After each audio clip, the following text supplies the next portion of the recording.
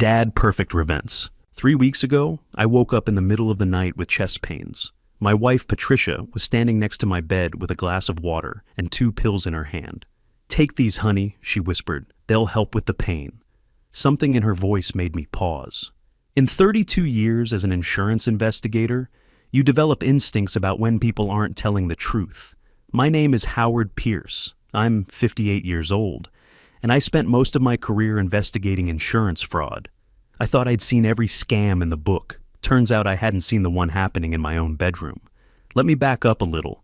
I lost my first wife Nancy to cancer 3 years ago.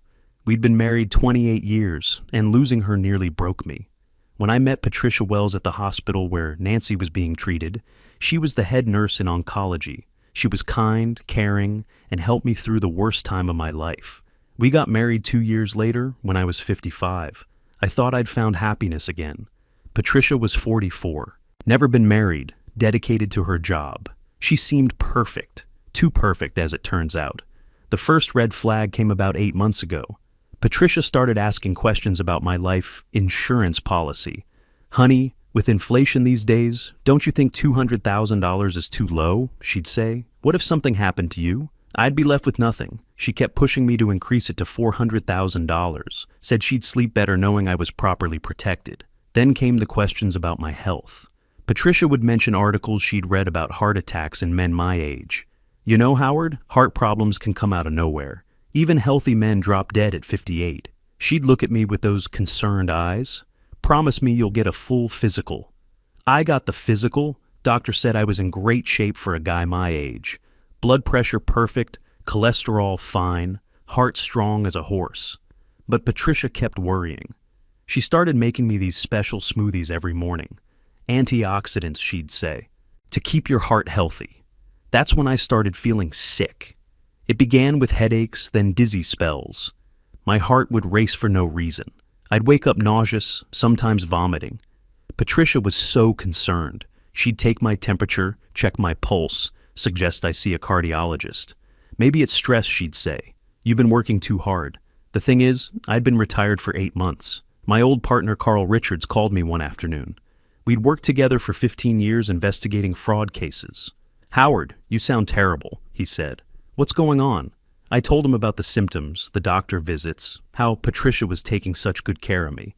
Carl went quiet for a minute. Then he said, "You know what this reminds me of? That case we worked in 2018. Remember the nurse in Detroit?" Yeah, I remembered. Linda Morrison, ICU nurse. Poisoned 3 husbands with digitalis, small doses over months. Symptoms looked like heart problems. She collected $800,000 in life insurance before we caught her.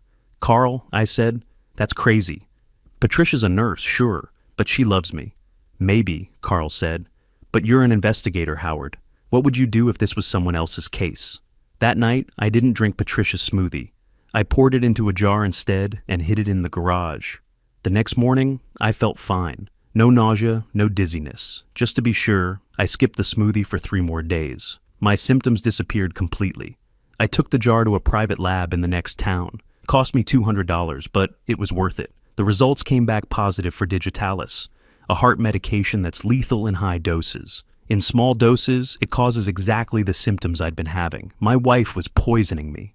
I sat in my car outside the lab, staring at the report. 32 years of investigating other people's betrayals, and I'd missed the one in my own kitchen. Patricia had access to all kinds of medications at the hospital. She knew exactly how much digitalis would make me sick, without killing me, yet. But why make me sick first? Then it hit me. She needed a medical history. If I suddenly dropped dead with no prior symptoms, it might raise questions. But if I'd been having heart problems for months, if I'd been to doctors, if there was a paper trail of cardiac issues, then a fatal heart attack would seem natural. She was building a case for my death. I went home and acted normal, kissed Patricia hello, complained about my headache, let her fuss over me. That night, I pretended to drink the smoothie, but dumped it out when she wasn't looking. I started carrying a small recording device, old habit from my investigating days. Over the next week, I documented everything. I photographed the smoothie ingredients when Patricia wasn't home. I found a vial of digitalis hidden behind cleaning supplies in the basement laundry room. I set up a small camera in the kitchen and caught Patricia adding liquid from an unmarked bottle to my morning drink. The hardest part was pretending everything was normal. Patricia would hold my hand and say things like, "I just want to take care of you, sweetheart." She'd rub my chest when I complained of heart pain. She'd suggest calling 911, then talk me out of it. "Let's see how you feel in the morning." She was playing the concerned wife perfectly. I needed more evidence, so I started following Patricia when she left for work. 3 days a week, she didn't go to the hospital. Instead, she drove to Riverside Apartments across town. Unit 4, B. I sat in my car and watched through binoculars. At 2:30 p.m., a man came out. Tall, dark hair, about 45. He kissed Patricia goodbye. I ran the license plate. Dr. Harvey Coleman, cardiologist at Mercy General Hospital. Same hospital where Patricia worked. They'd been having an affair. I tailed them for 2 weeks. Restaurants, hotels, long walks in the park holding hands. Harvey Coleman was married with 2 teenage kids. Patricia was planning to leave me for him, but not before. Collecting my life insurance. The pieces were falling into place, but I needed proof of their plan. I managed to get into Harvey's office after hours. Old skills die hard. His computer password was his daughter's name, plus his birth year. Took me 3 tries. The emails were all there. Patricia and Harvey had been planning my death for 6 months. They discussed digitalis dosages, timing, how to avoid suspicion. Harvey promised to be the attending physician if I was brought to the emergency room. He'd confirm heart failure, sign the death certificate, and make sure there was no autopsy. 6 more weeks of small doses, Patricia had written. Then we increased to the fatal amount. Make it look like his heart just gave out. Natural progression from his recent symptoms. They'd already booked a Caribbean cruise for April, 2 tickets, first class, departing 6 weeks after my projected death date. I copied everything to a flash drive and sat in Harvey's office, reading through months of their correspondence. The coldness of it shocked me. They discussed my death like a business transaction. Patricia complained about having to play the loving wife for much longer. Harvey worried about the investigation timeline, wanted to make sure enough time passed between my death and their vacation. Howard's been asking more questions about his symptoms, Patricia had written in one email. I told him it's normal aging, but he's getting suspicious. We might need to move up the timeline. Harvey's response chilled me. Don't rush it. 1 more month of documented symptoms, then we make our move. The insurance company will pay out faster with a clear medical history. They were treating my murder like a medical procedure. I printed everything and drove straight to the police station. Detective Dorothy Kane had worked several cases with me over the years. She knew I didn't make accusations lightly. Dorothy was in her early 50s, sharp as a tack, and one of the best investigators I'd ever worked with. "Howard," she said, after reviewing the evidence, "this is solid, but we need them to make an actual attempt. We need proof of intent, caught in the act." "What do you mean?" "Right now, we have conspiracy and attempted poisoning. But for the strongest case, we need to catch them in the act of trying to kill you. Are you willing to be bait?" I thought about Nancy, about how she'd fought cancer for 2 years, never giving up hope. She would have wanted me to fight too. What do I need to do? Dorothy laid out the plan. I'd continue pretending to drink the poison smoothies, but we'd replace them with harmless substitutes. We'd set up surveillance in my house. When Patricia made her move to administer the fatal dose, we'd catch her red-handed. "The emails show they're planning something big in the next 2 weeks, Dorothy said. Harvey mentioned a final injection to simulate a heart attack. We'll be ready." I went home that night and looked at my wife differently. Patricia was setting the table for dinner, humming softly. She looked beautiful in the kitchen light, domestic and peaceful. It was hard to believe this same woman had been planning my death for months. "How are you feeling, honey?" she asked, touching my forehead. "You look pale." "Just tired," I said. "Maybe I should see that cardiologist you mentioned." Her eyes lit up. "Dr. Coleman? He's excellent. I could arrange an appointment." Of course she could. Harvey was probably already preparing my death certificate. "That would be great," I said. "The sooner the better." Patricia smiled and squeezed my hand. "I just want you to be healthy, sweetheart.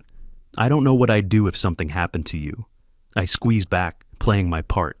"Nothing's going to happen to me. I'm too stubborn to die." She laughed, but something flickered in her eyes. Impatience, maybe, or frustration that I wasn't cooperating with her timeline. That night, I lay in bed next to my wife. the woman who was systematically poisoning me and planned my counterattack. Dorothy had given me a wire to wear and taught me how to use it. Tomorrow, Patricia would make her appointment with Harvey, and I'd be recording every word. The appointment with Harvey was scheduled for the following Thursday. Patricia drove me to the hospital, chatting nervously about traffic and the weather. I had the wire hidden under my shirt, Dorothy's team positioned around the building. Harvey Coleman's office was on the 4th floor of the cardiac wing. He was younger than I'd expected, with perfectly styled hair and an expensive watch. The kind of doctor who made you feel like you were wasting his time. "Mr. Pierce," he said, shaking my hand, "Patricia tells me you've been having some cardiac episodes." "That's right. Chest pains, irregular heartbeat, dizziness." Harvey nodded, making notes. Patricia sat beside me, playing the concerned wife. "He's been so worried," she said. "I keep telling him these things happen to men his age." "Let's run some tests," Harvey said. "EKG, blood work, the usual battery." But Patricia's right. At 58, these symptoms are quite common. He was building the medical record they'd need to justify my death. The tests took 2 hours. Harvey found exactly what he was looking for. Minor irregularities that could be interpreted as early heart disease. Nothing immediately life-threatening, but enough to support a diagnosis. "Well, Mr. Pierce," he said, reviewing the results, "you do have some cardiac stress. Nothing unusual for a man your age, but we should monitor it closely." "What does that mean?" I asked. Harvey exchanged a look with Patricia. "I'd like to prescribe a medication to help regulate your heart rhythm. Patricia can't administer it at home. She's very experienced with cardiac patients." "What kind of medication?" "A digitalis-based compound, very effective for your condition." I almost laughed. They weren't even trying to be subtle anymore. "Is it safe?" I asked. "Completely safe when properly administered," Harvey said. "Patricia knows the correct dosages." I bet she did. That evening, Patricia was more affectionate than she'd been in months. She cooked my favorite dinner, opened a bottle of wine, suggested we watch a movie together. She was celebrating, though she tried to hide it. "Harvey seems like a good doctor," I said. "The best," Patricia agreed. "You're in excellent hands. When do I start the new medication?" Patricia's smile faltered slightly. "Soon. Harvey wants to start you on a higher dose than usual, given your symptoms. But don't worry, I'll make sure you get exactly what you need." Over the next few days, I watched Patricia's behavior change. She was more attentive, more loving, more concerned about my health. She kept asking how I felt, suggesting I rest more, encouraging me to take naps. She was preparing for the final phase. Carl called me Tuesday afternoon. "How's the investigation going?" "Almost over," I said, making sure Patricia was out of earshot. "They're planning something for this week. Be careful, Howard. You're playing with fire. I've been playing with fire for 32 years. I know what I'm doing." But as the week progressed, I started having doubts. What if something went wrong? What if Dorothy's team wasn't quick enough? What if Patricia decided to try a different method? Wednesday night, Patricia made her special smoothie one last time. "This should help you sleep better," she said, handing me the glass. Harvey said, "Good rest is crucial for heart patients." I pretended to drink it, then excused myself to use the bathroom. Dorothy's team had analyzed the previous samples. They were getting stronger. Patricia was building up to the final dose. Thursday morning, I woke up to Patricia standing over my bed with a syringe. "Good morning, sweetheart," she said softly. "Time for your medication." My heart was pounding, but not from any heart condition. This was it. The moment we'd been waiting for. "What's that?" I asked, sitting up slowly. "Harvey's new medication. He wants to try an injectable form, more effective than pills. I don't like needles." Patricia's smile was patient, practiced. "It's just a little pinch, honey. This will make you feel so much better." She was right about that. I'd feel much better when she was behind bars. "Patricia," I said, "before you give me that shot, there's something I need to tell you." She paused, syringe in hand. "What is it?" "I know about Harvey." Her face went white. "What do you mean?" "I know about the affair. I know about the emails. I know about the Caribbean cruise you booked for next month." Patricia's hand was shaking now. The syringe trembled in her grip. "Howard, I don't know what you're talking about. I know about the digitalis you've been putting in my smoothies for the last 6 months. I know about the plan to kill me and collect the insurance money." She took a step back, still holding the syringe. You're paranoid. The stress is affecting your mind. Actually, I said, standing up slowly, I'm thinking more clearly than I have in months. Probably because I stopped drinking your poison smoothies 3 weeks ago. Patricia's mask finally slipped. Her concerned expression dissolved, replaced by something cold and calculating. You can't prove anything, she said. Can I? I lifted my shirt, showing her the wire. I've been recording everything, Patricia. The police have been listening to our entire conversation. She stared at the wire, then at me, then at the syringe in her hand. Drop the syringe, Patricia, I said. It's over. Instead, she lunged at me with the needle. I caught her wrist just as the needle came toward my neck. Patricia was stronger than I'd expected, but 32 years of police work had kept me in decent shape. We struggled for a few seconds before the bedroom door burst open. Police! Drop the weapon! Detective Dorothy Kane and 2 officers stormed in, guns drawn. Patricia froze, the syringe still in her hand, her face twisted with rage and desperation. Drop it now! Dorothy shouted. Patricia looked at me, then at the officers, then at the syringe. For a moment, I thought she might try to inject herself rather than face what was coming. Instead, she let it fall to the floor. Patricia Wells Pierce, Dorothy said, moving forward with handcuffs. You're under arrest for attempted murder and conspiracy to commit murder. As they cuffed her, Patricia turned to me one last time. You bastard, she hissed. You were supposed to die. 32 years investigating insurance fraud, I told her. Did you really think I wouldn't figure it out? They took her away in the back of a police car. I stood in my driveway, watching the taillights disappear, feeling oddly empty. The woman I'd loved, trusted, and planned to spend my remaining years with had been systematically trying to kill me for 6 months. Harvey Coleman was arrested at the hospital an hour later. They caught him trying to delete files from his computer, but our tech team had already copied everything. His wife served him with divorce papers the same day. The investigation that followed revealed the full scope of their plan. Patricia and Harvey had researched untraceable poisons for months, studied life insurance policies, even practiced injecting liquid into oranges to perfect their technique. They'd planned every detail except getting caught. The trial started 4 months later. I testified for 2 days, walking the jury through my investigation step by step. The prosecutor played recordings of Patricia and Harvey discussing my death like they were planning a vacation. The jury heard Patricia complaining about having to play the loving wife while she slowly poisoned me. Carl testified about similar cases we'd worked, explaining how medical professionals sometimes use their knowledge to commit the perfect crime. The lab technician confirmed the digitalis in my smoothie samples. The surveillance footage showed Patricia preparing the poison drinks every morning. Harvey had already accepted a plea deal in exchange for testimony against Patricia. He described how she'd approached him with the idea, how they'd planned it together, how she'd convinced him that killing me was their only path to happiness. She told me Howard was old, that he'd had a good life, Harvey testified. She said the insurance money would let us start fresh somewhere warm. I wanted to believe her. Patricia's defense attorney tried to paint Harvey as the mastermind, Patricia as a manipulated victim. But the evidence was overwhelming. The emails came from her accounts. The poison was found in her possession. The injection attempt was caught on tape. The most damaging testimony came from Patricia's coworkers at the hospital. Several nurses described how Patricia had asked suspicious questions about cardiac medications, drug interactions, and autopsy procedures. One remembered Patricia researching how long digitalis stayed in the human system after death. The jury deliberated for 6 hours, guilty on all counts. At sentencing, the judge addressed Patricia directly. You betrayed the most fundamental trust between spouses. You used your medical knowledge to systematically poison a man who loved you. The callousness of your actions represents a profound moral failure. Patricia got 20 years for attempted murder and conspiracy. Harvey got 15 years and lost his medical license permanently. His medical career was over, his family destroyed, his future reduced to a prison cell.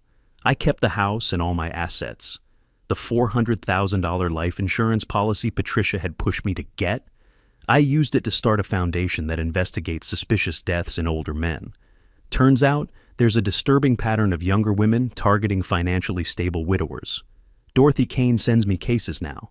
Men who suspect their wives or girlfriends might be trying to harm them. I teach them what warning signs to watch for, how to gather evidence, how to protect themselves without alerting their potential killers. We've prevented 8 attempted murders in the past 2 years. Each case follows a similar pattern: new relationship, pressure to increase life insurance, mysterious health problems, overly concerned partner with medical knowledge or connections. The foundation has helped establish protocols for hospitals and insurance companies to flag suspicious claims. We've trained investigators to recognize the signs of spousal poisoning. We've saved lives. Sometimes I think about what would have happened if Carl hadn't called that day, if he hadn't reminded me of the Detroit case. I'd be dead, and Patricia would be on a beach somewhere with Harvey, spending my insurance money and laughing about how easy it was to fool the old investigator. Instead, she's in a federal prison in Ohio, and Harvey's serving his sentence in Pennsylvania. They'll both be in their 60s before they're eligible for parole. Their dream of a Caribbean retirement became a nightmare of concrete walls and prison uniforms. The experience changed me. I don't trust as easily as I used to. I make my own food, handle my own medications, and I've learned to listen to those investigative instincts that saved my life. When something feels wrong, it usually is. I still live in the same house, but I've remodeled the kitchen completely. Couldn't stand looking at the counter where Patricia prepared those poison smoothies every morning while telling me how much she loved me. These days, I make my own breakfast: coffee, toast, sometimes eggs, simple food that no one else has touched. And I sleep better knowing the only person with access to my kitchen is me. The moral of the story: when someone you've known for a short time starts pushing you to increase your life insurance and making you special drinks, pay attention. Your instincts might be the only thing standing between you and a very expensive funeral. Trust your gut. It might just save your life. Sometimes the person trying to kill you is sleeping right next to you, and the only thing that can save you is trusting those instincts you've spent a lifetime developing. Love might be blind, but experience never is. And when you've investigated fraud for 32 years, you learn that the most dangerous criminals are often the ones who know exactly how much you're worth dead.